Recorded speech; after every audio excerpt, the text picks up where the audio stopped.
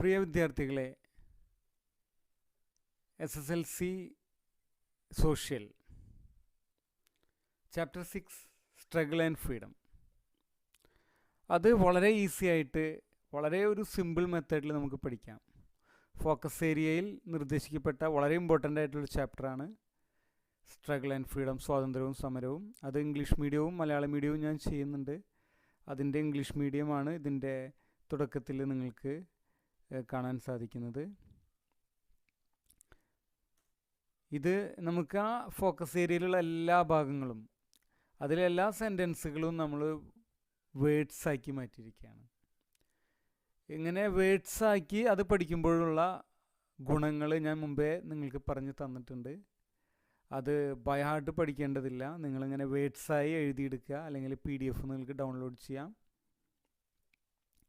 വേർഡ്സാക്കി അത് നിങ്ങൾ പറഞ്ഞും എഴുതിയും പ്രാക്ടീസ് ചെയ്താൽ നിങ്ങൾക്ക് വളരെ ഫാസ്റ്റായിട്ട് പഠിക്കാം. വളരെ ഈസിയാണ് ഈ മെത്തേഡ്. അപ്പോൾ നിങ്ങൾ ഈ മെത്തേഡ് ട്രൈ ചെയ്ത് കഴിഞ്ഞാൽ ഓരോ ചാപ്റ്റേഴ്സും നിങ്ങൾക്ക് വളരെ ഈസി ആയിട്ട് റിവിഷൻ ചെയ്ത് പഠിച്ചു പോകാം. ഇവിടെ ഏർലി സ്ട്രഗിൾസ് ഓഫ് മഹാത്മാഗാന്ധി, മഹാത്മാഗാന്ധിയുടെ ആദ്യകാല സമരങ്ങൾ. First struggle Champaran 1917. The struggle of indigo farmers in Champaran in Bihar 1917. രണ്ടാമത്തേത് Ahmedabad cotton mill strike in Gujarat 1918. മൂന്നാമത്തേത് peasant struggle in Kheda in Gujarat 1918. ഈ മൂന്നെണ്ണമാണ് ഗാന്ധിജിയുടെ ഏർലി സ്ട്രഗിൾസ്, ഗാന്ധിജിയുടെ ആദ്യകാല സമരങ്ങൾ. ഞാനിപ്പോൾ ഇംഗ്ലീഷ് മീഡിയമാണ് പറയുന്നത്. ഇതിന് പിന്നാലെ ഞാൻ മലയാളം മീഡിയത്തിൻ്റെ വേറെ വേർഡ്സ് ഇടുന്നുണ്ട്. അപ്പോൾ ഇത് ഇംഗ്ലീഷ് മീഡിയം പഠിക്കുന്ന കുട്ടികൾ ഇത് ഫോളോ ചെയ്യാം. മലയാളം മീഡിയത്തിനായിട്ട് ഞാൻ വേറെ വേർഡ്സും അതിൻ്റെ എക്സ്പ്ലനേഷനും ഇടുന്നുണ്ട്. മാത്രമല്ല ഇംഗ്ലീഷ് മീഡിയമുള്ള കുട്ടികൾ അതൊന്ന് മനസ്സിലാക്കാൻ വേണ്ടി മലയാളം മീഡിയത്തിൽ ഇടുന്നത് വായിക്കുന്നതും അത് പരിശോധിക്കുന്നതും വളരെ നല്ലതാണ്. ഇനി ഓരോ സ്ട്രഗിൾസ് ആയിട്ട് പറയാം. The struggle of indigo farmers in Champaran, satyagraha. സത്യാഗ്രഹമുള്ള എല്ലാ സെൻറ്റൻസിലും നമുക്ക് ഗാന്ധിജി സ്റ്റാർട്ടഡ് സത്യാഗ്രഹ എന്ന് പറഞ്ഞാൽ മതി. ഗാന്ധിജി സ്റ്റാർട്ടഡ് സത്യാഗ്രഹ എവിടെ? In Champaran. The British government passed laws in favour of indigo farmers. ഇപ്പോൾ ഗാന്ധിജി അവിടെ സത്യാഗ്രഹം തുടങ്ങിയപ്പോൾ ബ്രിട്ടീഷ് ഗവൺമെൻറ് ഇൻഡിഗോ ഫാമേഴ്സിന് ഫേവറായിട്ടുള്ള നിയമം പാസ്സാക്കി. അപ്പോൾ അത് കഴിഞ്ഞു. ഈ 3 സെൻറ്റൻസ് പറഞ്ഞാൽ 2 സെൻറ്റൻസ് പറഞ്ഞാൽ ചമ്പാരൻ സ്ട്രഗിൾ അവിടെ കഴിഞ്ഞു. ഇനി Ahmedabad cotton mill strike. The British didn't pay plague bonus to the cotton mill workers in Ahmedabad. The British government didn't pay plague bonus. ബ്രിട്ടീഷുകാർ പ്ലാഗ് ബോണസ് കൊടുത്തില്ല, പ്ലാഗ് പിടിച്ചവർക്കുള്ള ബോണസ് കൊടുത്തില്ല. അഹമ്മദാബാദിലെ കോട്ടൺ മിൽ വർക്കേഴ്സിന് പ്ലാഗ് ബോണസ് കൊടുത്തില്ല. They started strike in 1918. അവർ 1918 strike start ചെയ്തു. Satyagraha, Gandhiji started satyagraha. Gandhiji സത്യാഗ്രഹം ആരംഭിച്ചു. The British agreed to hike wages, അല്ലെങ്കിൽ the British agreed to increase salary. ബ്രിട്ടീഷുകാർ സാലറി ഇൻക്രീസ് ചെയ്യാനായിട്ട് സമ്മതിച്ചു, അഗ്രി ചെയ്തു. The strike came to an end. Strike അവിടെ അവസാനിച്ചു. അടുത്തത് peasant struggle in Kheda. Peasant എന്ന് പറഞ്ഞാൽ farmers in Kheda lived in misery due to crop failure and drought. Crop failure മാത്രം പറഞ്ഞാലും ഓക്കെ, കുഴപ്പമില്ല. Farmers in Kheda lived in misery due to crop failure.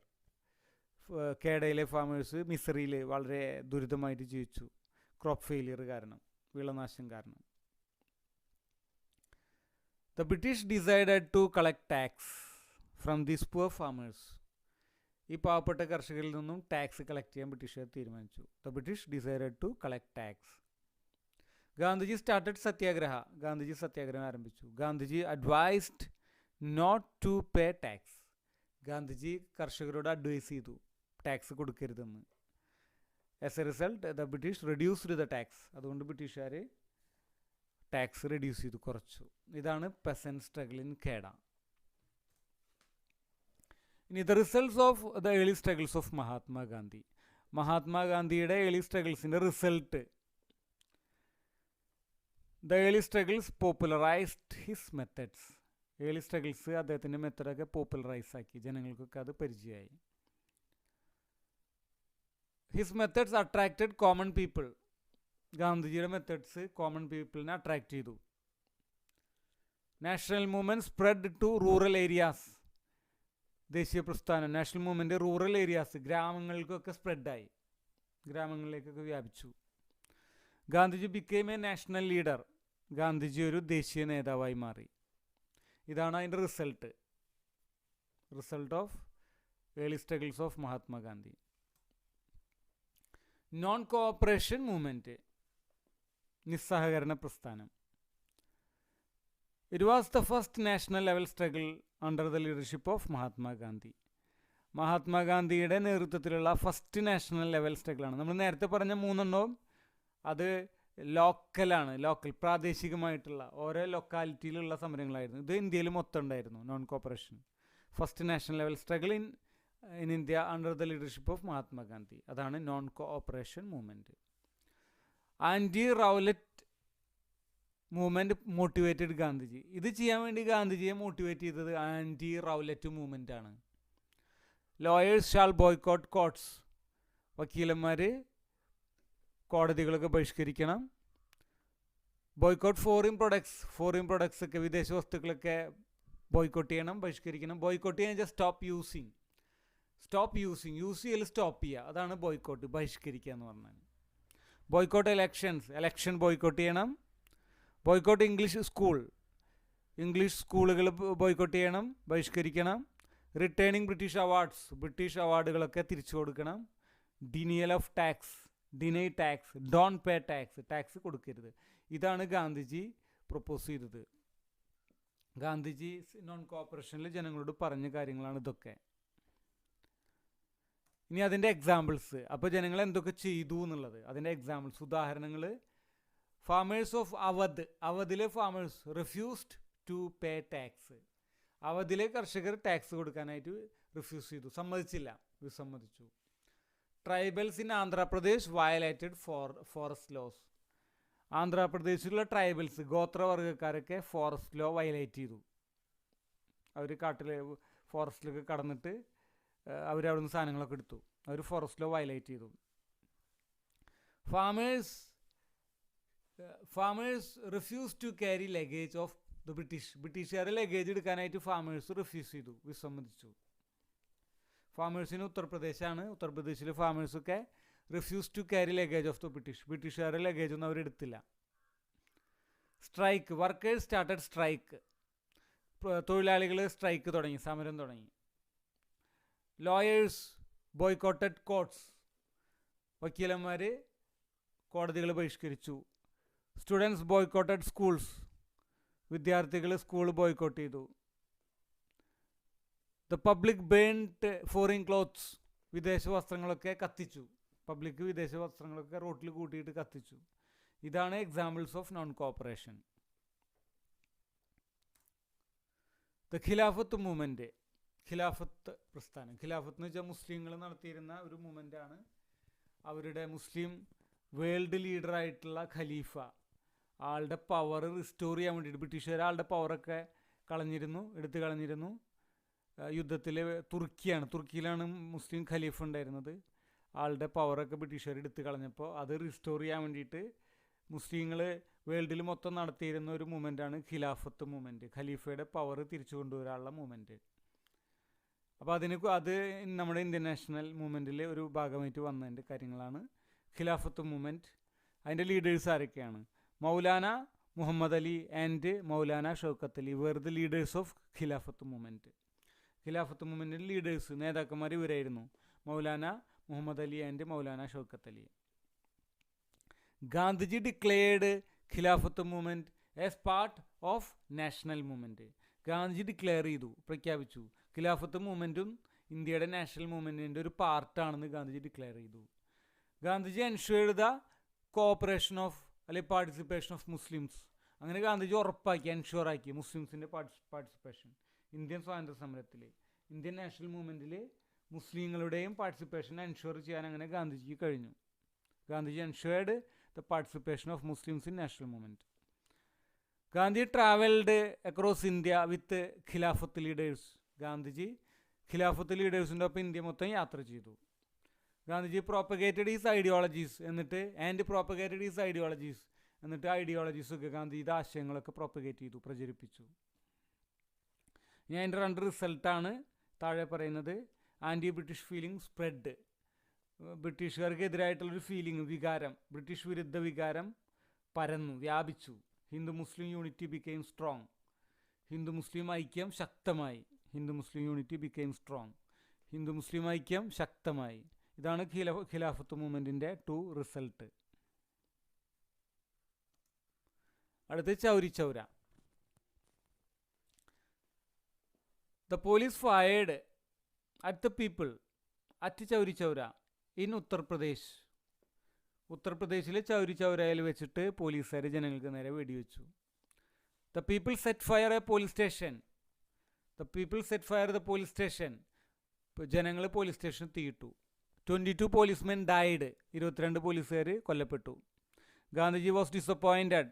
Gandhiji നിരാശനായി. He stopped non cooperation movement. Gandhiji non cooperation movement stop ചെയ്തു.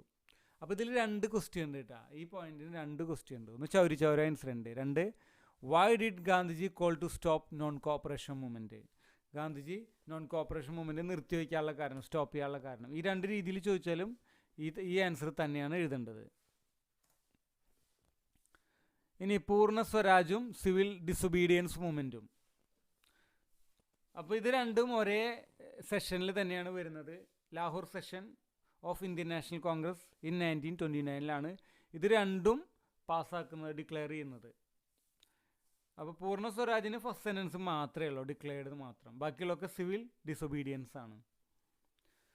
അപ്പോൾ Lahore session of Indian National Congress was held in 1929 under the leadership of Jawaharlal Nehru. Jawaharlal നെഹ്റുവിൻ്റെ ലീഡർഷിപ്പിൽ നടന്ന ഒരു meeting ആണ്, ഒരു സമ്മേളനമാണ് ലാഹോർ സെഷൻ എന്ന് പറയുന്നത്.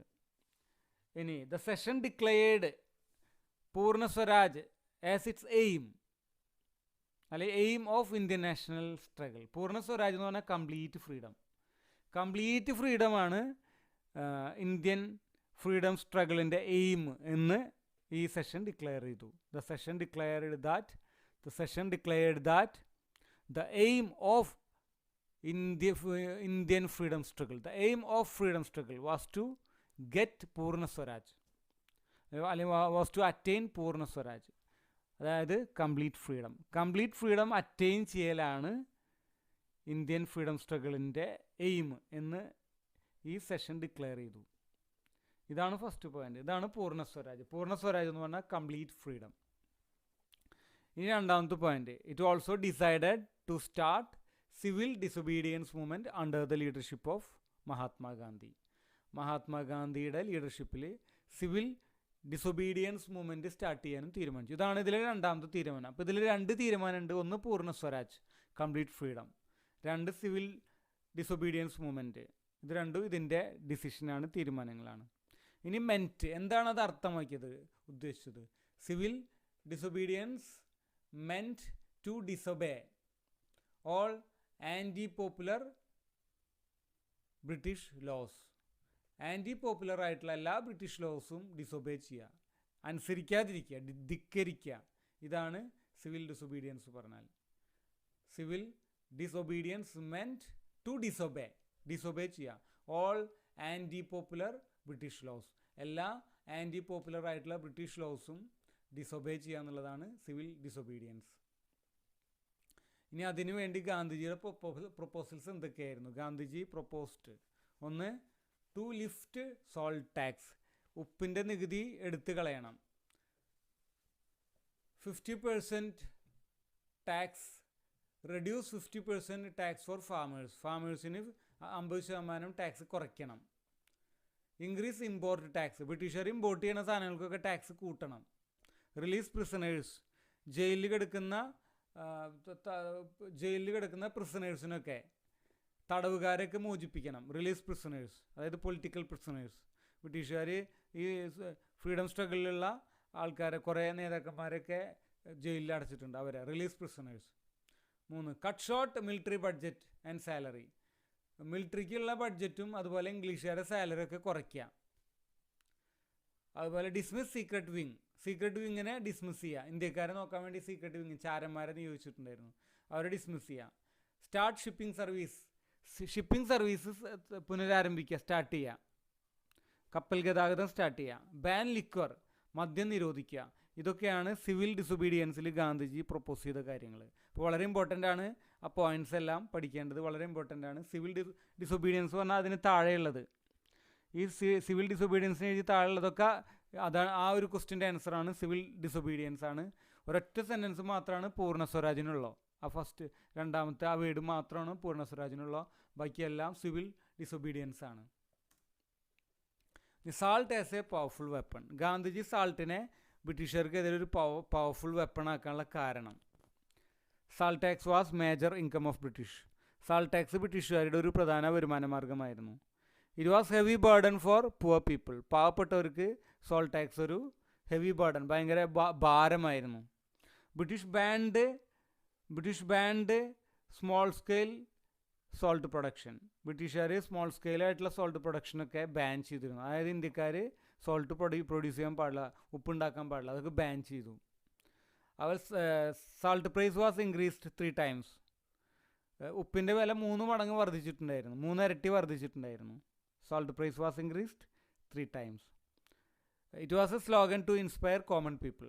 കോമൺ പീപ്പിളിനെ ഇൻസ്പയർ ചെയ്യാൻ പറ്റിയൊരു സ്ലോഗനായിരുന്നു ഈ ലിഫ്റ്റ് സോൾട്ട് ടാക്സ് എന്നുള്ളത്. ഈ ഉപ്പിനെക്കുറിച്ചുള്ള മുദ്രാവാക്യങ്ങളൊക്കെ, ഉപ്പിനെക്കുറിച്ചുള്ള സ്ലോഗൻസൊക്കെ കോമൺ പീപ്പിളിന് പെട്ടെന്ന് മനസ്സിലാവുന്ന, അവരെ പെട്ടെന്ന് ഇൻസ്പയർ ചെയ്യാൻ പറ്റുന്ന സ്ലോഗൻസ് ആയിരുന്നു. It was a slogan to inspire common people. ഇതുകൊണ്ടൊക്കെയാണ് ഈ 5 പോയിൻറ്റ്സാണ് ഗാന്ധിജി സോൾട്ട് ഒരു ഫ്രീഡം സ്ട്രഗിളിനുള്ള ഒരു വെപ്പണാക്കാൻ, പവർഫുൾ വെപ്പണാക്കാൻ കാരണം. ഇനി ക്വിറ്റ് ഇന്ത്യ മൂവ്മെൻറ്റ്. ഈ ക്വിറ്റ് ഇന്ത്യ മൂവ്മെൻറ്റ് ഡിക്ലെയർ ചെയ്യുന്നത് ബോംബെ സെഷൻ ഓഫ് 1942 ആണ്. Bombay session held in 1942 declared quit India movement. Gandhiji called for quit India movement in this session. ഈ സെഷനിലാണ് ഗാന്ധിജി ക്വിറ്റ് ഇന്ത്യ മൂവ്മെൻറ്റിന് വേണ്ടിയിട്ട് ആഹ്വാനം ചെയ്തത്. It was the last popular movement under the leadership of Mahatma Gandhi. It was the last popular movement under the leadership of Mahatma Gandhi. മഹാത്മാഗാന്ധിയുടെ നേതൃത്വത്തിലുള്ള അവസാനത്തെ popular ജനകീയ സമരമായിരുന്നു, പോപ്പുലർ മൂവ്മെൻ്റ് ആയിരുന്നു quit India movement. Quit India movement was to force the British to leave India. ബ്രിട്ടീഷുകാരെ India വിട്ടു പോകാൻ force ചെയ്യുന്ന ഒരു മൂവ്മെൻ്റ് ആയിരുന്നു അത്. It was a mass movement to force the British to leave India, offering complete freedom. ഇന്ത്യക്കാർക്ക് complete freedom കൊടുത്തിട്ട്, offer ചെയ്തിട്ട് ബ്രിട്ടീഷുകാർ ഇന്ത്യ വിട്ടു പോകാനായിട്ട് ബ്രിട്ടീഷുകാരെ ഫോഴ്സ് ചെയ്യുന്ന ഒരു മൂവ്മെൻ്റ് ആയിരുന്നു ഇത്. ഇറ്റ് വാസ് ബേസ്ഡ് ഓൺ അഹിംസ. അഹിംസയിൽ അധിഷ്ഠിതമായിട്ടുള്ളൊരു സമരമായിരുന്നു അത്. ഇനി അതിൻ്റെ ഫാക്ടേഴ്സ്, അത് തുടങ്ങാനുള്ള ഘടകങ്ങൾ, ഫാക്ടേഴ്സ് എന്തൊക്കെയാണ്? British didn't implement constitutional reforms in India. ബ്രിട്ടീഷുകാർ ഇന്ത്യയിൽ ഭരണഘടനാ പരിഷ്കാരങ്ങളൊന്നും നടപ്പിലാക്കിയില്ല. കോൺസ്റ്റിറ്റ്യൂഷനിൽ പറഞ്ഞിട്ടുള്ള റിഫോംസ്, പരിഷ്കാരങ്ങളൊന്നും അവർ ഇന്ത്യയിൽ നടപ്പിലാക്കിയില്ല. പ്രൈസ് ഹൈക്ക്, വിലക്കയറ്റം. പബ്ലിക് ഡിസ്കസ്റ്റ്, പൊതുജനങ്ങൾക്കുണ്ടായിരുന്ന, ബ്രിട്ടീഷുകാരുണ്ടായിരുന്ന എതിർപ്പ്. Public disgust. Britain would be defeated in the second world war. 2ാം ലോക മഹായുദ്ധത്തിൽ ബ്രിട്ടൻ തോൽക്കാൻ പോവാണ് എന്നൊക്കെയുള്ള ഈ 4 കാര്യങ്ങളാണ് ക്വിറ്റ് ഇന്ത്യ മൂവ്മെൻറ്റ് തുടങ്ങാനുള്ള കാരണം, ഫാക്ടേഴ്സ്, അതിൻ്റെ ഘടകങ്ങൾ ഇതൊക്കെയാണ്. Didn't implement constitutional reforms, price hike, public discussed, Britain would be defeated in the second world war. ഇനി ക്വിറ്റ് ഇന്ത്യ മൂവ്മെൻറ്റിൻ്റെ ഭാഗമായിട്ട് proposals of Gandhiji as part of quit India movement. Gandhiji എന്തൊക്കെയാണ് proposal ചെയ്തത്? ഡോണ്ട് പേ ലാൻഡ് ടാക്സ് കൊടുക്കരുത്. Declare loyalty to Indian National Congress. Indian National കോൺഗ്രസിനോടുള്ള loyalty declare ചെയ്യണം. Soldiers must disobey the orders to kill Indians, and the soldiers must disobey to kill Indians. ഇന്ത്യക്കാരെ കൊല്ലാനായിട്ട് Indian പട്ടാളക്കാരെ അനുസരിക്കാൻ പാടില്ല. Soldiers must disobey to kill Indian Indians. ഇന്ത്യക്കാരെ കൊല്ലാൻ പാടില്ല, അത് അവർ ഡിസൊബേ ചെയ്യണം. ബ്രിട്ടീഷർ ഇന്ത്യക്കാരെ കൊല്ലാൻ പറഞ്ഞാൽ അത് സോൾജേഴ്സ് ഡിസൊബേ ചെയ്യണം. സ്റ്റുഡൻസ് ഷാൾ ബോയ്ക്കോട്ട് സ്കൂൾസ്, വിദ്യാർത്ഥികളൊക്കെ സ്കൂൾ ബോയ്ക്കോട്ട് ചെയ്യണം. ഇതായിരുന്നു ക്വിറ്റ് ഇന്ത്യ മൂവ്മെൻറ്റിൻ്റെ പ്രൊപ്പോസൽസ്, ഗാന്ധിജിയുടെ പ്രൊപ്പോസൽസ് ഇതൊക്കെയായിരുന്നു. ഇനി ഇതിലെ last point Subhash Chandra Bose, focus area last point Subhash Chandra Bose. Subhash Chandra Bose opposed the ideologies of Mahatma Gandhi. Subhash Chandra Bose opposed the ideologies of Mahatma Gandhi. മഹാത്മാഗാന്ധിയുടെ ഐഡിയോളജിയൊക്കെ സുഭാഷ് ചന്ദ്രബോസ് എതിർത്തിരുന്നു. Subhash Chandra Bose quit Indian National Congress, Indian National Congress നിന്ന് വിട്ടുപോയി, അതിന് ക്വിറ്റായി, അതിന് പോയി. He formed forward bloc. He formed a political party called forward bloc. Forward bloc എന്ന ഒരു പൊളിറ്റിക്കൽ പാർട്ടി രൂപീകരിച്ചു. ഇന്ത്യൻ നാഷണൽ കോൺഗ്രസിൽ നിന്ന് അദ്ദേഹം പോയി, എന്നിട്ട് ഫോർവേഡ് ബ്ലോക്ക് എന്ന പൊളിറ്റിക്കൽ പാർട്ടി ഫോം ചെയ്തു. He took the charge of INA formed by Rash Behari Bose. Rash Behari Bose form ചെയ്ത ഇന്ത്യൻ നാഷണൽ ആർമിയുടെ നേതൃത്വം, അതിൻ്റെ ചുമതല അദ്ദേഹം ഏറ്റെടുത്തു. He formed a provisional government in Singapore to force the British to quit India. ബ്രിട്ടീഷുകാരെ ഇന്ത്യയിൽ നിന്ന് പോകാൻ വേണ്ടി നിർബന്ധിക്കാൻ വേണ്ടിയിട്ട് അദ്ദേഹം സിംഗപ്പൂരിലൊരു പ്രൊവിഷണൽ ഗവൺമെൻറ്, താൽക്കാലിക ഗവൺമെൻറ് ഫോം ചെയ്തു. He formed a provisional government in Singapore to force the British to quit India. ബ്രിട്ടീഷുകാരെ ഫോഴ്സ് ചെയ്യാൻ വേണ്ടിയിട്ട് അദ്ദേഹം സിംഗപ്പൂരിൽ പ്രൊവിഷണൽ ഗവൺമെൻറ് സ്റ്റാർട്ട് ചെയ്തു. Indian National Army had a women wing called Jhansi regiment. Indian National ആർമിക്ക് ഒരു women wing, സ്ത്രീകളുടെ ഒരു ടീം ഉണ്ടായിരുന്നു, അതിൻ്റെ പേരാണ് Jhansi regiment. Captain Lakshmi a Keralite was it's leader. അതിൻ്റെ ലീഡർ ക്യാപ്റ്റൻ ലക്ഷ്മി എന്ന മലയാളിയായിരുന്നു. ക്യാപ്റ്റൻ ലക്ഷ്മി എന്ന മലയാളിയായിരുന്നു ഇന്ത്യൻ നാഷണൽ ആർമിയുടെ വിമൺ വിങ്ങിൻ്റെ leader. Indian National Army marched to India and hoisted flag at Imphal. Indian National Army ഇന്ത്യയിലേക്ക് മാർച്ച് ചെയ്തു, എന്നിട്ട് ഇംഫാലിൽ അതിൻ്റെ ഇന്ത്യൻ പതാക ഉയർത്തി. Hoisted Indian flag at Imphal. ഇംഫാലിൽ ഇന്ത്യൻ ഫ്ലാഗ് ഹോയിസ്റ്റ് ചെയ്തു, പതാക ഉയർത്തി. ഇതാണ് സുഭാഷ് ചന്ദ്രബോസിൻ്റെ പോയിൻറ്റ്സ് പഠിക്കാനുള്ളത്. ഇതാണ് സ്ട്രഗിൾ ആൻഡ് ഫ്രീഡം എന്നുള്ളതിൻ്റെ ഇംഗ്ലീഷ് പോയിൻറ്റ്സ്.